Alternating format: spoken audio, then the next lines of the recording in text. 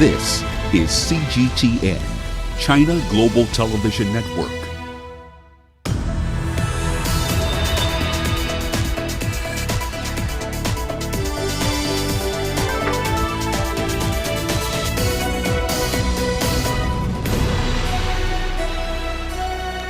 Hello there, welcome to this edition of Global Business Africa. In the course of the next hour, we'll run through all the business news stories you need to know about from right across the African continent.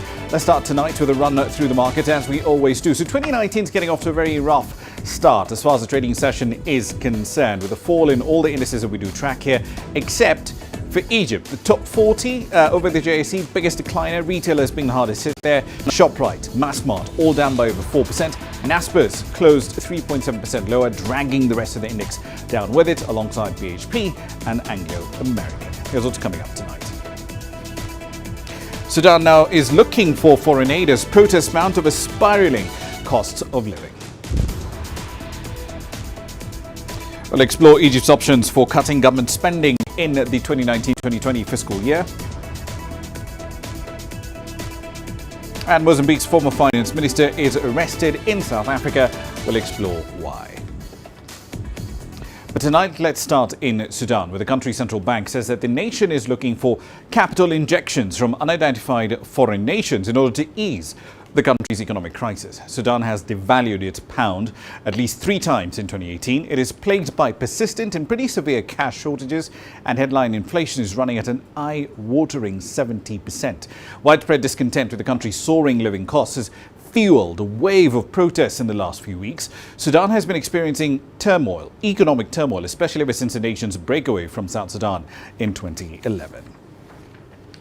Over in East Africa, Uganda will now be able to freely export sugar, sunflower and soybeans over to her neighbour to the southeast, Tanzania, freely in the wake of a deal struck by their respective governments. And in the last few months, Tanzania has barred the entry of a number of goods from her East African neighbour. A joint verification exercise was recently undertaken to verify the origin of sunflower and soybean exports from Uganda. Now, that exercise found that both commodities meet the required standards, and they also qualify for preferential market access. Now, the restriction on exports from Uganda followed allegations that the country has been importing sugar from third parties, then repackaging it and then re-exporting that to regional markets.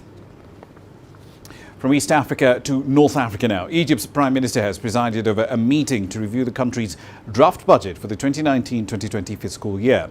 That spending plan covers July 2019 to June 2020, and it emphasizes spending on healthcare and education services as well.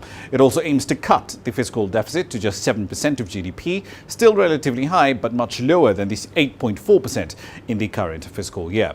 Bringing down Egypt's debt to GDP ratio is also expected to boost the competitiveness of the North African economy, right alongside efforts to reduce inflation and headline interest rates as well. All right then, so let's get you a little more detail on how this is all going to work. Yasser Kim joins us now live from Cairo with more on this story. Yasser, good to see you. So walk us through this proposed spending plan for the 2019-2020 fiscal year and how it's going to be funded.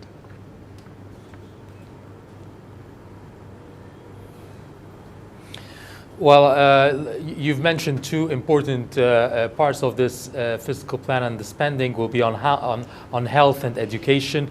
They are taking a large portion than before. There's also housing for the poor and to try to eradicate the slums in the country, as well as trying to provide more services to the poor outside from the other issues, and the funding would obviously come from taxes.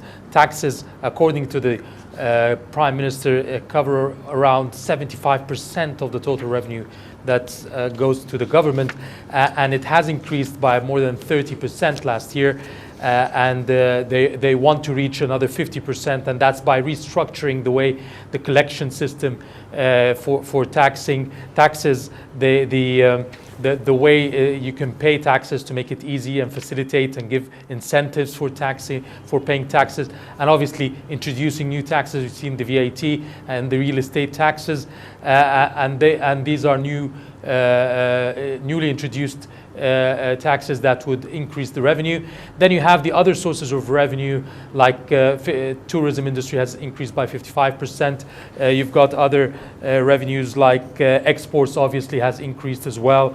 And on the other side, you're trying to reduce imports. So there were regulations and laws that came out that increases tariffs by 100 and more than 100% on any product that is already being manufactured in Egypt, and also increasing tariffs on products that are called luxury goods in order to reduce the import of products from outside, and obviously reduce expenditure and increase output and production in the country.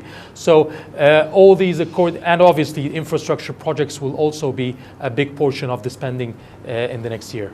Right, so in the first 5 months of the current fiscal year, the one we're in, 2018-2019, tax revenues are up by 27% on a year-on-year basis, about $17.9 billion. That translates to just over 320 or so billion Egyptian pounds. So what explains these double-digit growth rates in tax revenues?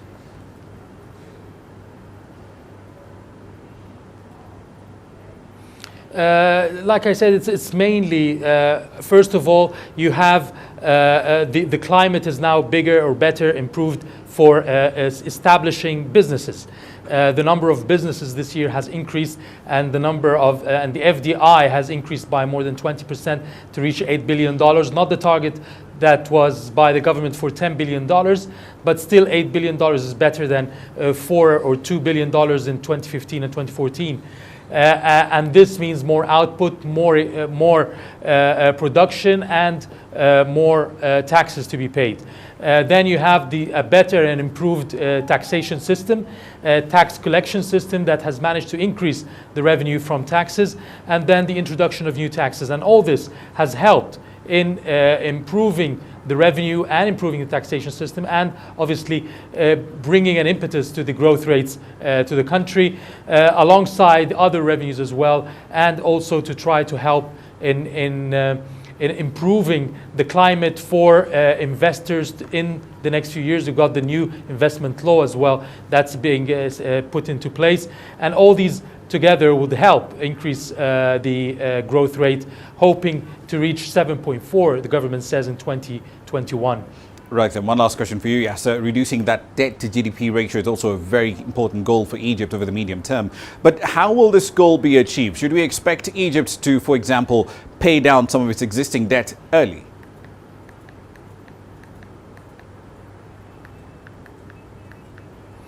Yes, it will be paying debts. It will not stop having debts. And the Prime Minister said, the Minister of Finance said, we will continue to get loans. We need loans to develop the country and the infrastructure projects.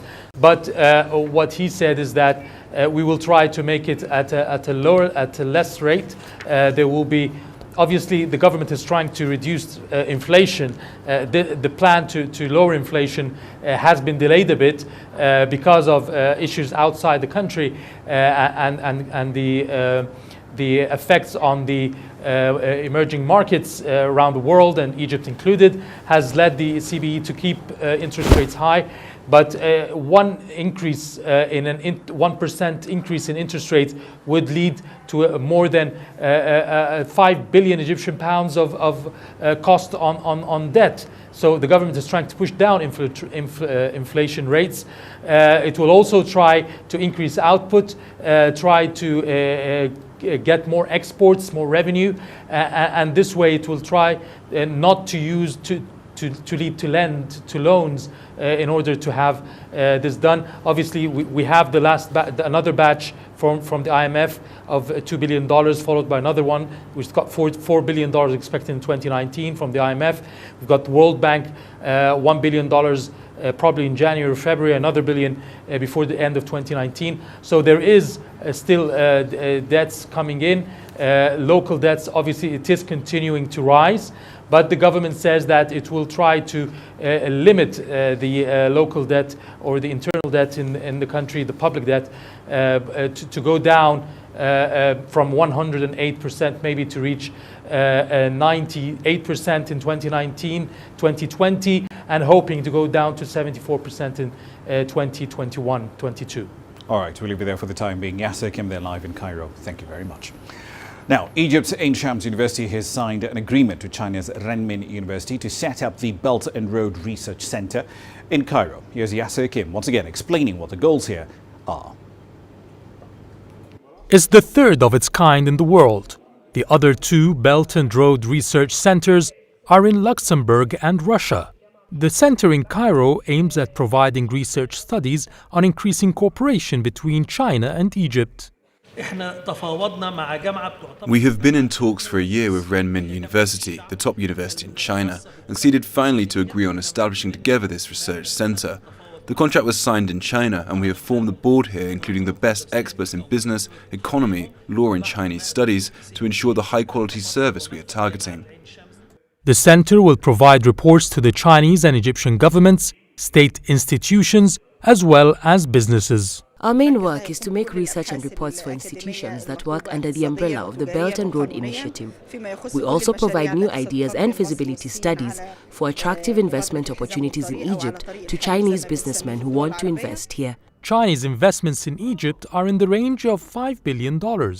Chinese President Xi Jinping had promised investments would exceed $20 billion in the next few years. And this center has an important role in helping these projects operate smoothly. The center does not only carry out research, but it also studies the problems that face Chinese projects in Egypt, and we will try to find solutions for it. We will study how to adapt new laws and regulations that will facilitate and attract more Chinese investments into the country. There are many Chinese projects here. Our role is to ensure all problems are solved and all projects are working fine. The Belt and Road Center will also be issuing regular reports from various sectors: business, economy, politics, and social science. The research center is not only working in Egypt, it is also offering its services for African governments and businesses as part of the Belt and Road Initiative in the continent. Yas Hakim for CGTN, Cairo.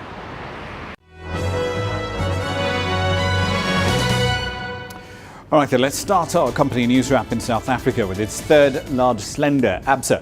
It's facing a bit of a hard time convincing investors it can win back market share lost when it was under the control of Barclays. Now, the lender was once the leading retail bank in the country with over 10 million clients and more mortgages on its books than any of her peers. Absa CEO is hoping to take on more risks and grow revenue a lot faster between 2019 and 2021. Still on banking, but in East Africa this time, the proposed merger between Kenya's CBA and NIC banks has signalled more consolidation to come in the country's banking sector. It comes in the wake of an increase in capital requirements, but also much thinner margins brought about by rate caps, which have been in place since September 2016. The merged entity, should all required approvals be granted, will have combined assets of about $4.3 billion. Uganda's Manufacturers Association has asked the government there to suspend the enforcement of digital tax stamps. They say they are already grappling with a high cost of credit, power and inadequate infrastructure. These new stamps are part of the Uganda Revenue Authority's scheme to deal with illicit trade and increase efficiency in managing tax compliance as well. And finally, the American fashion brand Michael Kors is changing its name to Capri. It comes after the company acquired the Italian fashion house Versace for more than $2 billion back in September. However, Capri Holdings has forecast that most of its annual sales will still come from Michael Kors. That's a run through your company headlines.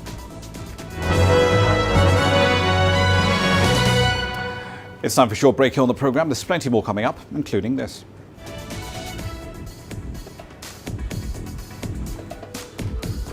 Mozambique's former finance minister is arrested in South Africa. We'll explore why.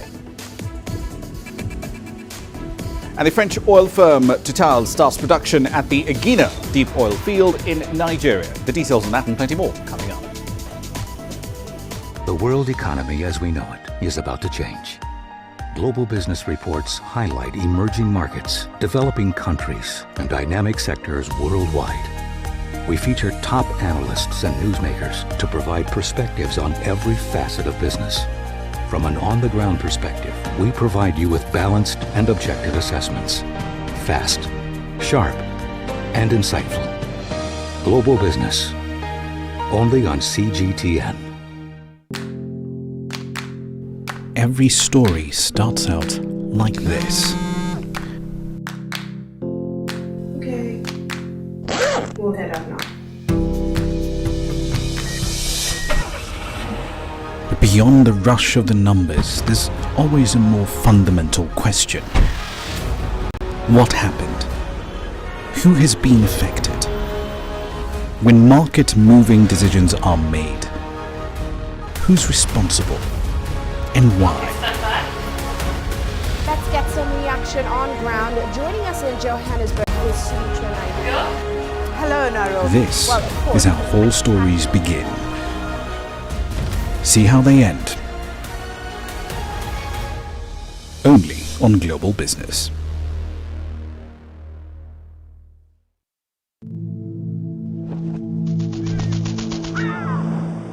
How will your world change today? What happens here?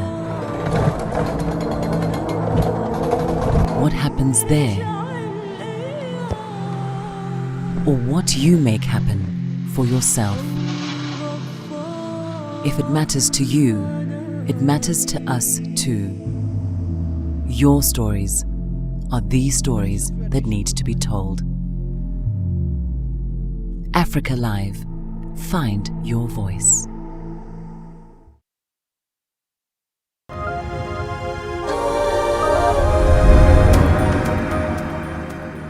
Welcome back to the program. Let's head over to South Africa, where one of Mozambique's former finance ministers has been arrested, and he's currently awaiting extradition to the United States. 63-year-old Manuel Chang was finance minister between 2005 and 2015. Now, towards the end of his term, the state secretly negotiated, agreed to, and guaranteed $2 billion in previously hidden loans. Now, when the hidden debt did come to light, Mozambique crashed into its worst financial crisis since independence in 1975.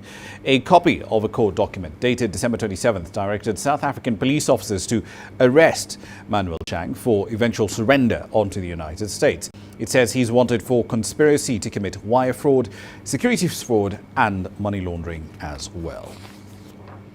Okay then, so let's get the latest on this particular story and a bit more from South Africa.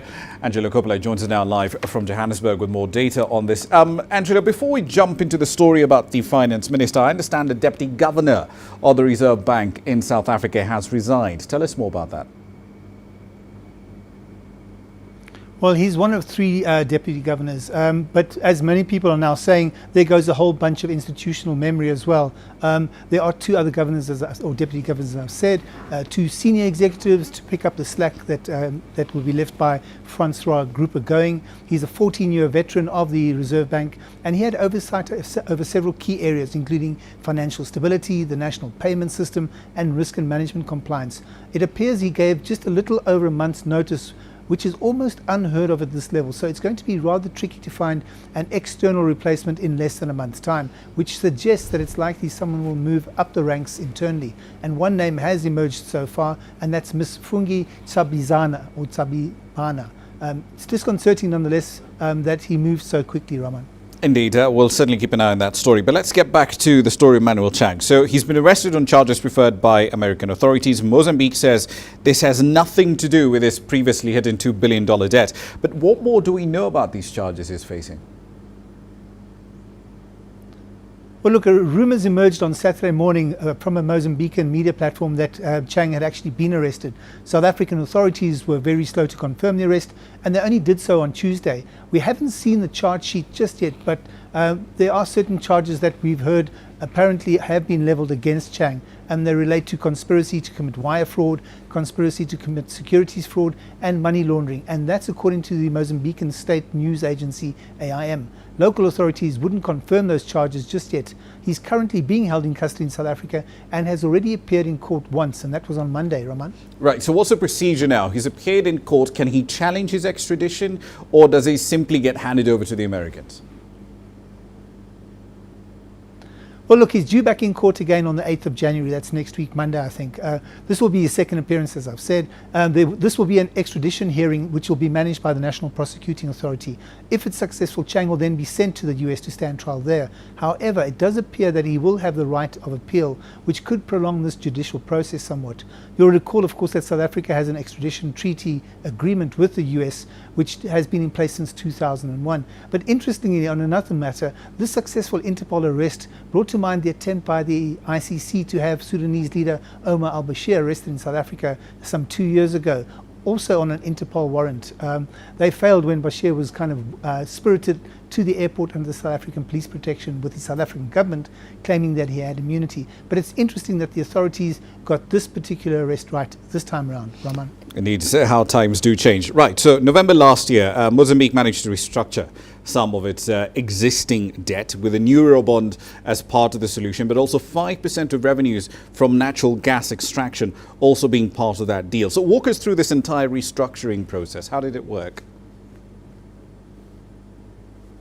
Well, look, it's not good news for Mozambique or for its taxpayers. The restructure agreed in principle by the government and 4 of the biggest holders of that Mozam 23 sovereign bond will see Mozambique pay out almost $1.7 billion by the time that the new bonds amortize in 2033. That's according to local sources. And then there's the $500 million in gas revenues the government will apparently share with its creditors.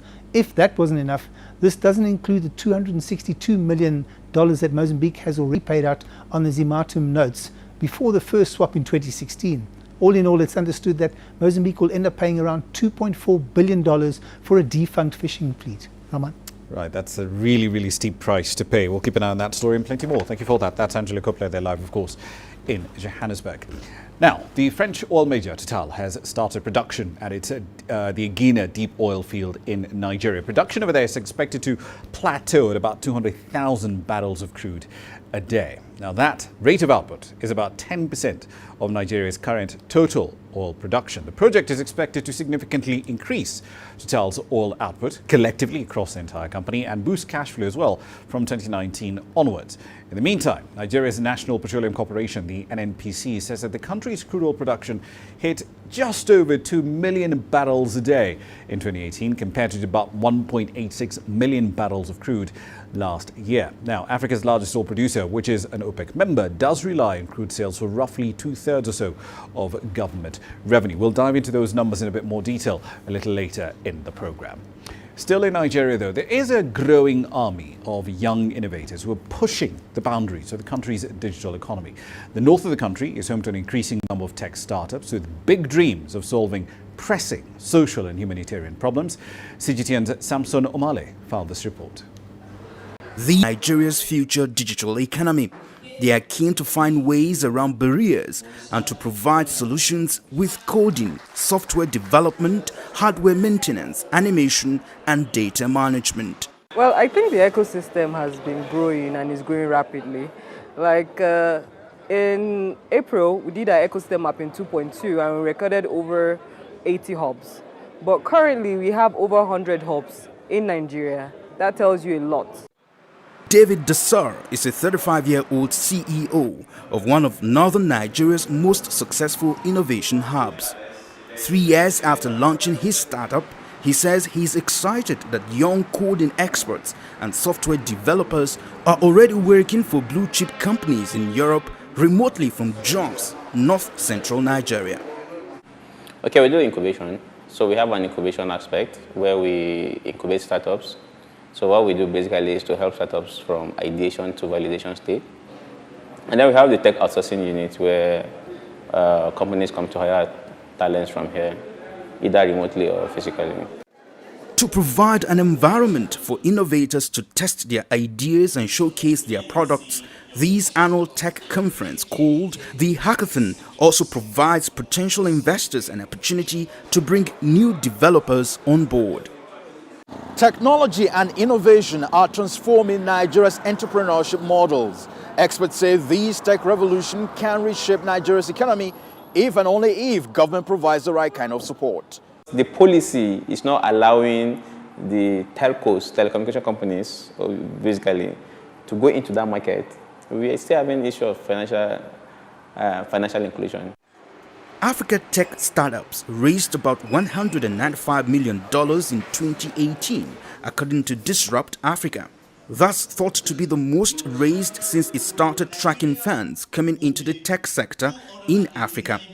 And Nigeria hopes it can be a continental leader, with that trend set to continue. Samson Omale, CGTN, Jos, Nigeria. Well then, in 2018, an increasing number of African farmers took advantage of opportunities available to unlock the potential of agribusiness across the markets they operate in. Even though countries like Malawi faced numerous challenges with a nasty dry spell, the country that dry spell was made a lot worse by an armyworm infestation that devastated over 200,000 hectares of maize.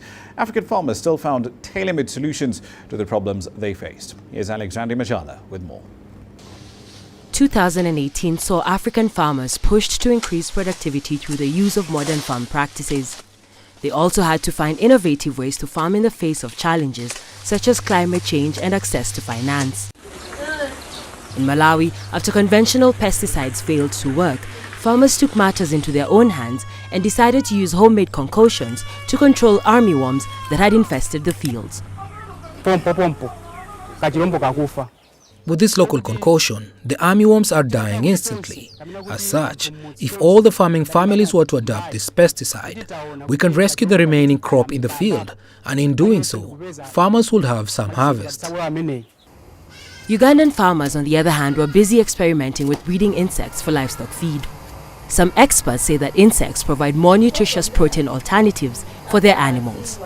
Breeding insects like maggots and earthworms also takes up little space, while livestock feed such as soy gobbles up more and more valuable agricultural land. The purpose of this project is to replace or substitute fish meal, because what fish meal is providing, that's protein, is what we are intending to be substituting, not maize bran. Maize bran will still stay in same portion because it provides something else, which is energy, carbohydrates, and calcium, what will still stay in same proportion. Meanwhile, falling global prices for coffee forced many farmers in Ethiopia to turn to farming khat. Khat, also known as mira, is a flowering plant native to East Africa. It contains cathinone, an amphetamine-like ingredient, making it a popular stimulant. Khat users describe a mildly euphoric feeling when they chew leaves from the plant over a period of several hours. The high demand for khat, which is illegal to chew in many countries but not in the Horn of Africa, has made it an increasingly profitable option for farmers. Khat is more useful to a farmer than coffee. Coffee comes only once a year, but you can harvest khat twice a year. We harvest 2 times in a year. But in the case of coffee, you don't see more than once in a year. Khat is therefore more useful. Falling global prices for cotton as well as bad weather had a major impact on Burkina Faso's farmers. Cotton production in Burkina Faso has been on the decline since 2017 due to a variety of factors, including pest attacks, poor rainfall, as well as a decision by the government to phase out the production of genetically modified or GMO cotton seeds. In nearby Nigeria, technology companies looked at new ways to revolutionize agriculture using a combination of peer-to-peer lending and a stream of videos and photographs typically seen in crowdfunding campaigns to connect local farmers and investors. Alexandria Majala for CGTN. We're fast closing at 18:30 GMT. It's time for another break. Here's what's coming up next.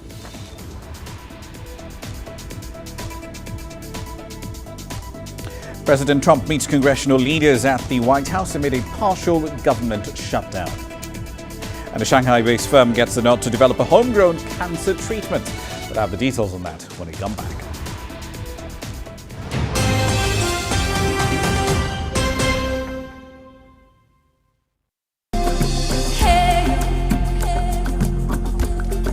Accra is my kind of city. That's because when I'm here, I feel like I'm back home in Lagos or Abidjan, which are 2 of the major cities I grew up in. Business in Africa is After about a decade covering business news on the continent, I've learned it's all about the high risk, but also the high returns and the high energy. You simply have to adjust in order to keep pace. When I started out as a journalist, my dream was to open people's minds to the different perspectives. From the CEO in the boardroom to the trader out in the street, we all have different stories. From Accra to Addis Ababa, from Cairo to Cape Town. And I wouldn't have it any other way. Here at CGTN, we realize that Africa is on the move, and it's moving fast, but we're moving right along with it. I'm Ucheo Koronkwo, and I'm a business anchor and reporter at CGTN.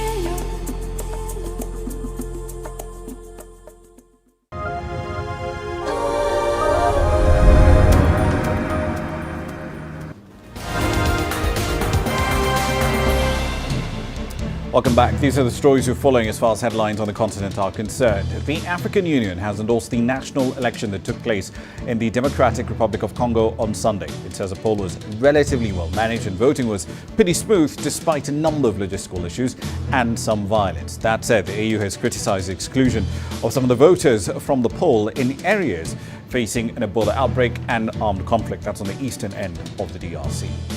Sudan's ruling National Congress Party has rejected calls for the country's president, Omar Hassan al-Bashir, to resign in the wake of protests.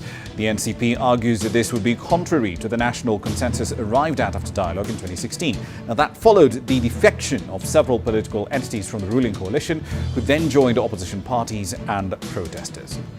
Over in the Horn of Africa, Somalia's government has ordered the top United Nations official in the country to get out. Nicholas Haysom is the special representative of the UN Secretary General in Somalia. He's been accused of interfering with Somalia's national sovereignty. The UN official has been effectively declared persona non grata. Now, the decision does come from the Somali government just days after Haysom raised concerns about the actions of UN-supported Somali security forces. And finally, Madagascan security forces have fired tear gas to break up a protest by supporters of the losing presidential candidate Marc Ravalomanana. He claims he was denied victory in last month's election due to fraud. Thousands of his supporters gathered in the center of the capital, Antananarivo, on Wednesday, but they were quickly dispersed by police using tear gas. The country's constitutional court is reviewing a petition filed by Ravalomanana challenging the victory of his opponent, Marc Rajoelina.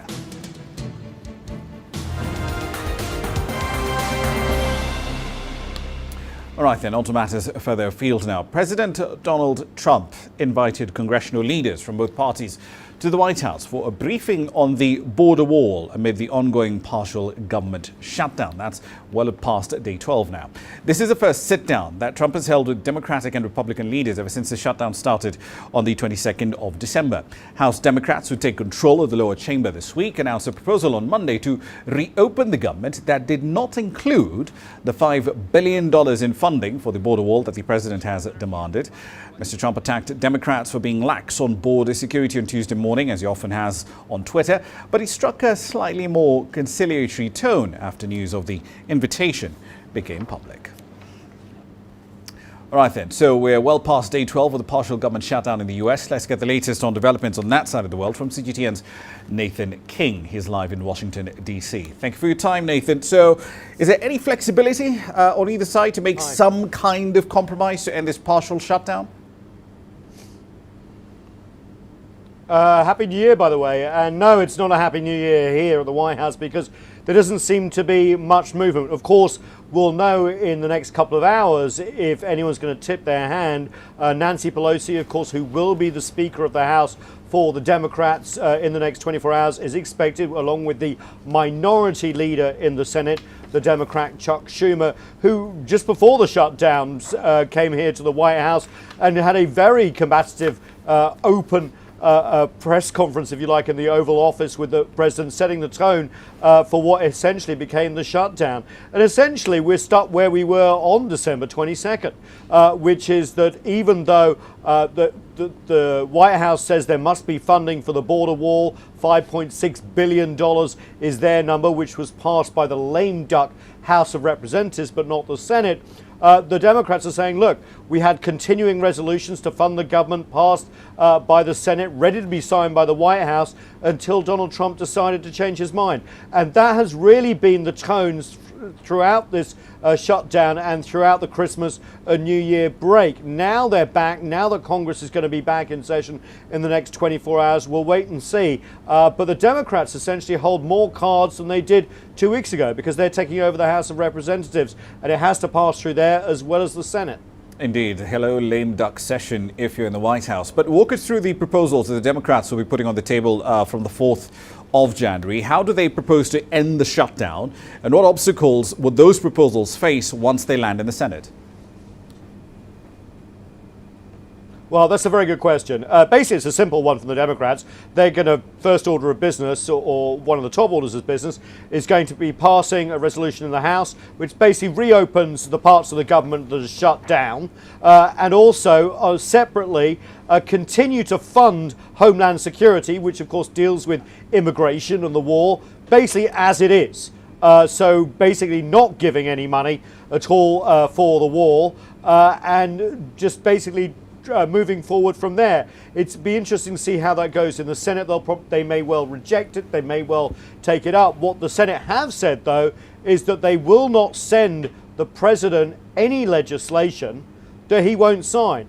So the stalemate, as you can see, could easily continue towards the end of this week and bring the shutdown into 2 weeks. And it's starting to bite. You know, here in Washington, all the museums are starting to close. The famous Smithsonian museums on the Mall. The zoo is closing. Even the panda camera, which we, of course, at CGTN love looking at, actually got turned off this morning as the furloughs and the shutdown continues to spread.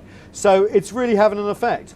Indeed. So let's pick up on what Mitch McConnell, the Senate Majority Leader, said. So he's not going to send anything that Donald Trump will not sign. But why wouldn't Republicans break with the president on this? Because they did pass something relatively similar not too long ago. Why is it worth it to them to effectively hold 800,000 federal workers hostage unless funding for this wall is found?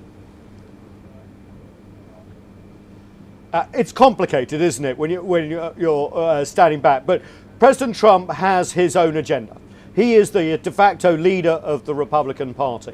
The Senate did pass a continuing resolution, but as you know, in that lame duck session, as we've just said, the House resolution did pass with Republican votes for funding for the wall.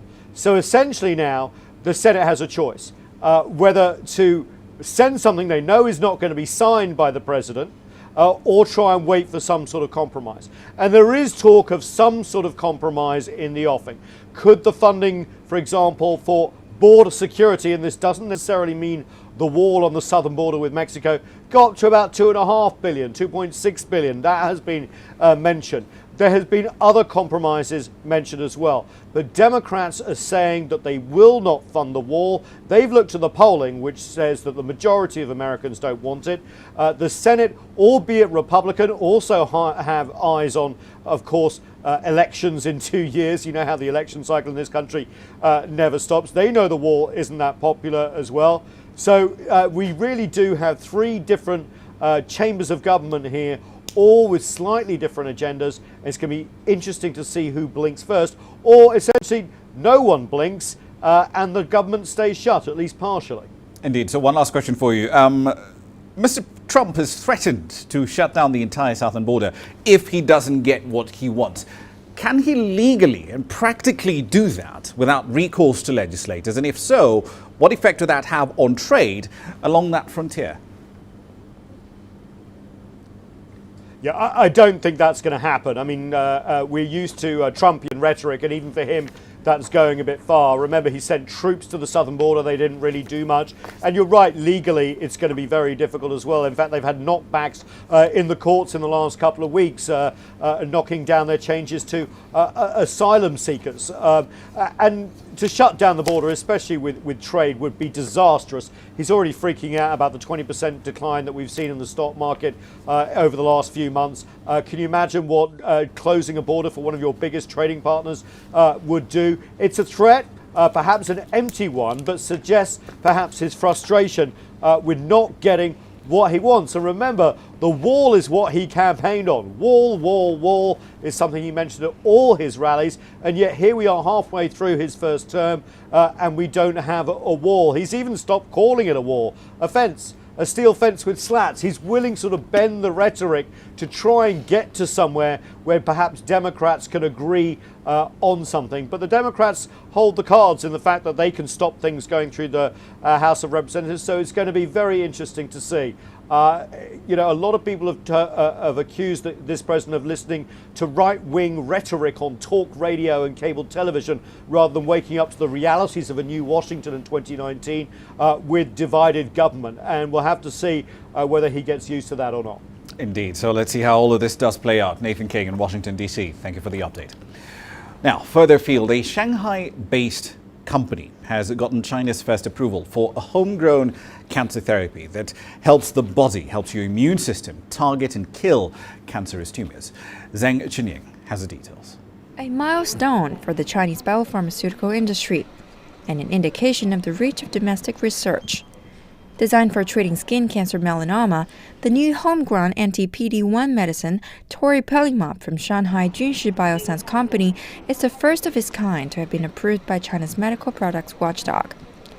As the mortality rate from melanoma continues to increase, with approximately 20,000 new cases annually, it'll provide an alternative and inexpensive treatment. The price of this medicine is quite low. It's 3 times cheaper than similar imported medicines. And patients could buy the medicine at an even lower price when it's included in national health care insurance in the future. And for patients of the disease, the approval is definitely good news. Since she was diagnosed with melanoma, Ms. Wang from central China's Henan province was forced to sell her house to cover the high cost of traditional medical treatment. She said she had lost all hope of survival until she decided to take part in the clinical trial of the medicine in 2017. The traditional treatment was not only harmful but also expensive and less effective. But after taking the medicine and the innovative treatment, my tumors soon started to disappear. Authorities say about 1 in 6 patients with certain kinds of melanoma who have failed previous systematic treatment respond well to the treatment. But maybe it's just a start, because there are dozens of similar clinical trial applications and drug approval applications in the pipeline. So, as Ms. Wang found out, an unexpected lifesaver may be just around the corner for those who are struggling to stay positive. Zhang Chunying, CGTN. China's new commerce law went into effect on the 1st of January with new qualifications for sellers and regulations designed to prevent the sale of counterfeit goods. Now, many expect the first to be hit by this new law to be middlemen existing in this grey area whereby they buy foreign goods for resale to domestic consumers, but they don't have to deal with the tax bills that formal retailers have to. Mijai explains. One of the highlights of the new law requires people and companies providing e-commerce services to register as legal entities, and that means the gray market for Daigou services will no longer be able to operate in the shadows. Daigou are the middlemen travelers who purchase items on other people's behalf overseas and then bring them home. It's popular in China because it helps to avoid import duties. Now the Daigou will not only have to pay tariffs, but also income taxes, and be regulated like other retailers. The fine for violation can be as high as 2 million yuan. It'll impact the Daigou business a lot, because in the past, even though we knew they were operating in a gray market, there was no specific laws to regulate them. But now these acts are all defined and clarified, so if you run your business the old way, you're illegal. The Christmas and New Year season are usually the peak time for Daigou business. But this year, because of the new law, many have had to change their plans. Shanghai Customs have tightened up on the Daigou services since September, checking more frequently for Daigou on every incoming flight. As a result, many Daigou have been storing up products in advance for months. Some even say they are considering giving up the business. I've heard many Daigou say if they can't find clients next year, they will find a proper job in the office. Many are quitting, including me. It's not only the Daigou who will be affected. Some cross-border e-commerce platforms in China are also expected to be hit by the new law. The new law clarifies the responsibility of e-commerce platforms and also says that smaller sellers and individual sellers will not get away with selling fake or bad quality goods. For some e-commerce sites that rely on these individual buyers, the new law will be a turning point for them to change their business model. The new law will be China's first governing e-commerce and will also regulate an extensive array of online misbehavior, including overcharging, selling harmful products, and infringing on the intellectual property. Mi Jiayi, ICS for CGTN, Shanghai. Now, 2019 has got quite a few anniversaries in it. Among them, the 20th anniversary of the creation of the euro. 19 European Union member states now use that currency, but they still argue all the time about how exactly it should work. Here's Jack Parrock with a look at how the euro has evolved over the last 2 decades. A lights show here outside the European Parliament in Brussels to mark the 20th anniversary of the euro. The currency was introduced as a way to end the decades-long battles over exchange rates between European nations and to facilitate smooth trade. The euro has clearly demonstrated it can achieve its main objectives. These include ensuring price stability, enhancing market transparency across national borders, and facilitating commerce, that is, communication, both inside and outside Europe. While the euro was established on paper on the 1st of January 1999, hard money wasn't printed for another 3 years. 20 years later, there are 2 main complaints about the euro. Firstly, that countries are unable to kickstart their export sectors by devaluing their currency in times of economic downturn. Secondly, interest rates are fixed by the European Central Bank and not national capitals, meaning governments can't adjust them when they're trying to encourage businesses to expand. And those came into focus during and after the 2008 financial crisis, when countries in the south were tied in the same currency union as their richer neighbours in the north. The subsequent policies of austerity were felt more keenly in countries like Spain, Italy and Greece. The prospect of one Eurozone member leaving the euro reared its head after a leftist, populist government swept to power in Athens in early 2015, promising an end to what they saw as Brussels and Berlin-imposed austerity. I'd prefer to have stayed in the drachma as long as small businesses received more support. The euro favours big businesses and not the small ones. It's a matter of time before the euro collapses, and before Europe collapses in general. Few realise that, but we will see. The euro still does enjoy widespread support. According to a Eurobarometer poll, 64% of citizens in the Eurozone believe it's good for their country, and 74% reckon it's a good thing for the EU. The goal for the EU now is to persuade the 8 countries which have their own currency and will still be in the EU after Brexit to join the euro. Denmark is likely to be the next, as the Danish kroner is already directly pegged to the euro on international currency markets. Some European economists believe the euro's global importance can be strengthened. The euro, in terms of all the indicators, sort of transactions and foreign investments of international central banks and so on, is basically still currency number 2. China is rising quite quickly, of course. And I'd say that US policies certainly make a case for diversifying out of the US dollar. But policies of populist governments within the Eurozone could hamper those international ambitions. A recent crisis over what the EU saw as an overspending Italian budget has now only narrowly been averted. The question now is, how will people feel about the euro in another 20 years? Jack Parrock, CGTN, Brussels. Right then, first-person view or FPV drone racing is gaining popularity in China. Now, the sport basically allows players to pilot the drones while wearing goggles to essentially get live first-person footage from the drones. It's incredibly quick and it needs a lot of spatial awareness, and it is, frankly, quite thrilling. One such competition was held in East China's city of Nanjing on New Year's Eve, attracting players from several countries. CGTN's Li Jianhua was there. Tinkering, tuning and making last-minute preparations for the aerial game, the drone equivalent of Formula 1 racing. Sort of like a combination of augmented reality and video games, FPV drone racing attracts many young players. One drone facing off against another, an opportunity for tech buffs to show off their skills by piloting ultra-lightweight racing drones across specially arranged circuits. The drones are fitted with cameras, with pilots using point-of-view goggles to see where they are going. They fly at a speed of over 180 kilometers per hour. Many say drone pilots from other countries are better than those in China, either because foreign pilots started earlier or they are more into the game. They would hold a party for the game, but somehow Chinese players are too serious and more stressed out. Brett Collis from the UK has been racing drones since the game started there nearly 4 years ago. And this is your third competition in China, right? And back in the UK, how do you find the difference between the competition in the UK and that's in China? So yeah, third competition in China. I think there's quite a bit more funding here in China for kind of the races. There's a lot more elaborate, lots of kind of the inflatable gates, things like that. They look better compared to the UK where it's quite grassroots and kind of just often people in a random field doing it. Chen Chong is a seasoned pilot himself and the event's organizer. He's positive about the game's future in China, though it's quite new here in the country. I'm actually very positive about the future. Although currently this industry is a very niche sport, but the market is growing very big and at a very fast speed. And as we know, China is the biggest manufacturer of drones in the world.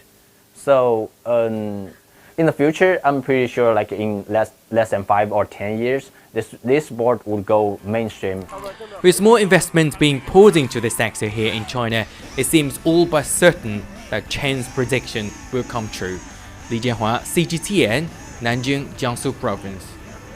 All right, then a quick run through commodity prices here for you. So Brent crude starting the year pretty much in the doldrums as well. That's down about 7/10, 53.43 was a number a little earlier in the day. But that aside, let's pass the Nigerian numbers. So the NNPC pointed out that output last year was about 2 million barrels of crude a day, 12% higher year on year. But the breakdown is equally interesting. 1.6 million barrels of crude oil, actual oil per day, another 400,000 barrels per day of condensate. And that's in line with what we're seeing from OPEC. And that condensate versus oil number is an argument we're going to come back to over and over again in the next 12 months or so.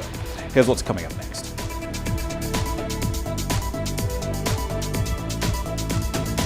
We'll bring you the story of a South African entrepreneur who's cashing in, quite literally, on beetroot. Images may appear to be identical, but looks can be deceiving. The difference is not always obvious. It has to be discovered. There are always different sides to a story. We put the focus on the details. To see more, to understand better. CGTN. See the difference. The greatest journeys, the greatest sights, the greatest adventures. Here in Kanata, this weir allows the locals to walk on water. We're far more than just TV news. We're your passport to the wonders of Africa. To bring you stories of struggle, survival and hope.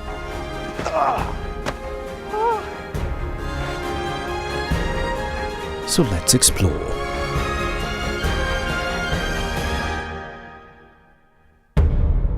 CGTN. See the difference.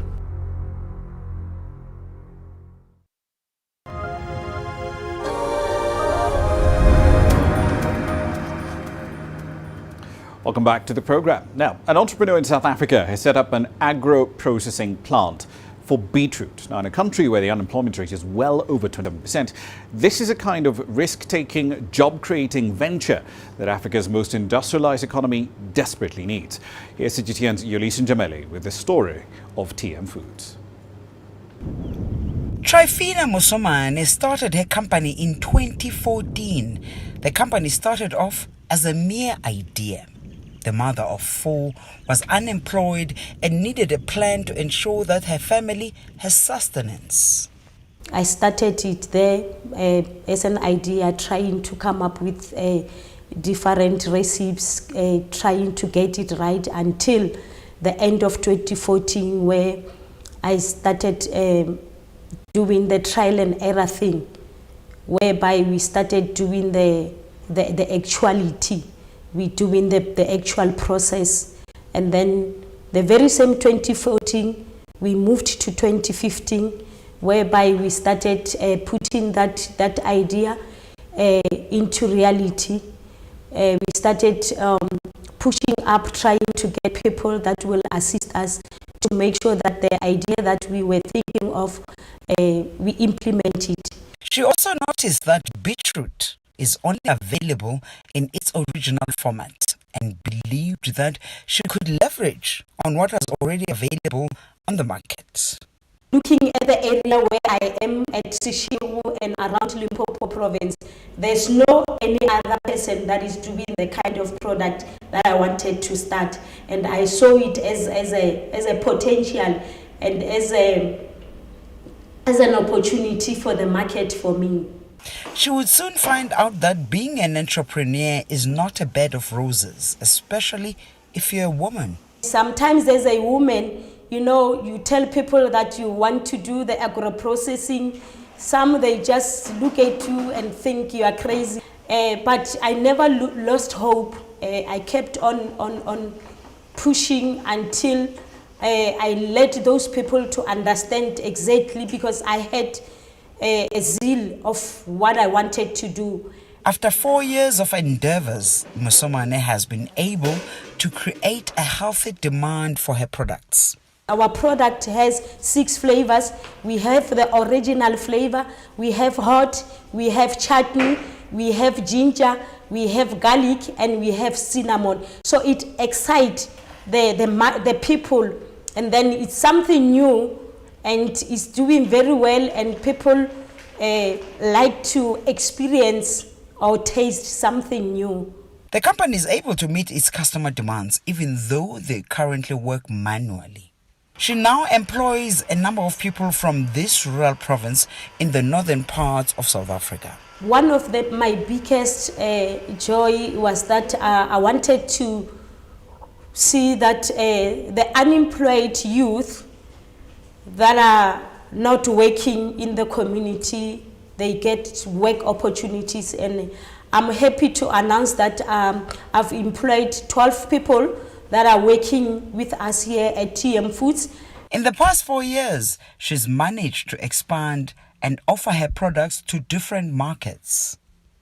Musomane now supplies many stores with her products and has recently landed a deal with one of the largest retail companies in the country, Spar. I take my hat off to people that want to better themselves and go into business, because retail is a tough business. The product is very, very popular. It's selling good.